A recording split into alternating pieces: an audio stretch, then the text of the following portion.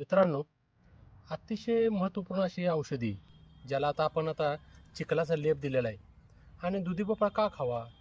तर याच्यामध्ये vitamin A आहे, बी आहे, व्हिटॅमिन सी आहे, कॅल्शियम आहे, फॉस्फरस आहे, मॅग्नेशियम आहे, पोटॅशियम आहे. आणि ज्यांना ब्लड प्रेशरचा त्रास होतो, उच्च रक्तदाबाचे रुग्ण आहेत, त्यांनी हा दुधी भोपळा खाणं गरजेचं आहे. त्यामुळं काय होतं की रक्तदाब कमी राहण्यासाठी मदत होतो. याच्यामध्ये कोलिन नावाचा घटक आहे आणि तुमचं मानसिक आरोग्य चांगलं राखण्यासाठी हा दुधी भोपळा अतिशय उपयोगी आहे. मानसिक स्वास्थ्य उत्तम असेल तर तुम्ही कोणतेही काम व्यवस्थित करू शकता आणि तुम्हाला कोणतेही टॅबलेट खाण्याची गरज उरणार नाही.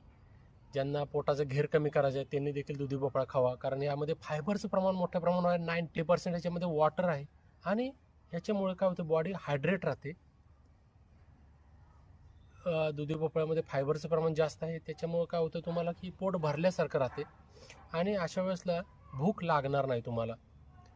त्याचप्रमाणे केसांच्या आरोग्यासाठी सुद्धा चांगला आहे. फक्त हा याचा ज्यूस आहे तो लगेच ऑक्सिडाईज होतो, त्यामुळं मिक्सरमधून जेव्हा तुम्ही ज्यूस बनवता सुरुवातीला थोडासा एक तुकडा खाऊन पहा. तो जर कडवट लागला तर दुधी भोपळा फेकून द्या. बऱ्याच वेळेसला विषारीसुद्धा दुधी भोपळे मार्केटमध्ये मिळतात, मग असे ते अवॉइड करायचे असतात. तर चांगला लागला तर तो दुधी भोपळा खाण्यासाठी योग्य आहे असं समजावं. आणि मग ह्याचा जर ज्यूस तुम्ही पिला तर तुम्हाला UTI युरिन ट्रॅक्ट इन्फेक्शन सारखे जे प्रॉब्लेम आहेत ते होणार नाहीत. किडनीचं फंक्शन चांगलं राहील.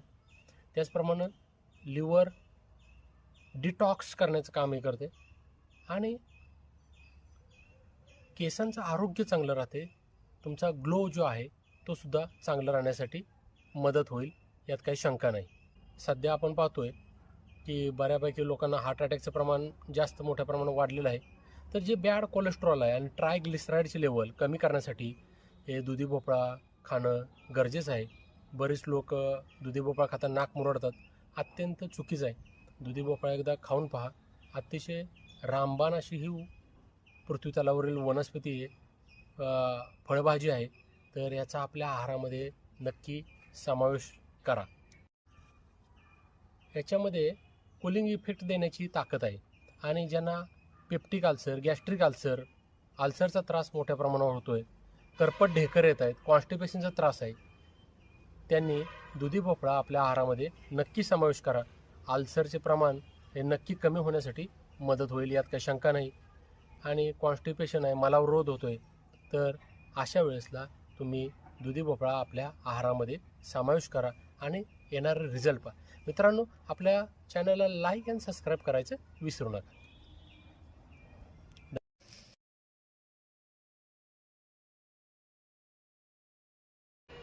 तर मित्रांनो, नवीन पद्धतीने आपण ही भाजी बनवत आहे, तर नक्की ही रेसिपी एकदा तुम्ही ट्राय करून पहा. यासाठी आपण स्वच्छ असा कवळा दुधी भोपळा घ्यायचा आहे आणि त्याचा तुकडा काढून पाहायचा आहे तो कडू लागतोय का नाही. त्यानंतर मित्रांनो, त्याला छानसा असा मातीचा लेप आपण दिलेला आहे, तुम्हाला पिक्चरमध्ये दाखवलेला आहे त्या पद्धतीनं असं त्याला लेप द्यायचा आहे. आणि चुलीवरती त्याला आपण वांग्याचं जसं भरीत करतो त्याप्रमाणेच त्याला भाजून घ्यायचं आहे. मित्रांनो, चांगला भाजून घेतल्यानंतर आपल्याला पुन्हा भाजी करताना पुन्हा एकदा जी जास्त वेळ आगीवरती ठेवण्याची गरज नाही. मातीचा तो जो खपच्या आहेत त्या काढून घ्यायच्या आहेत आणि स्वच्छ करायचं आहे. त्यानंतर आपण जशी नेहमीप्रमाणेच भाजी करतो त्या पद्धतीनंच तुम्ही ती भाजी करू शकता.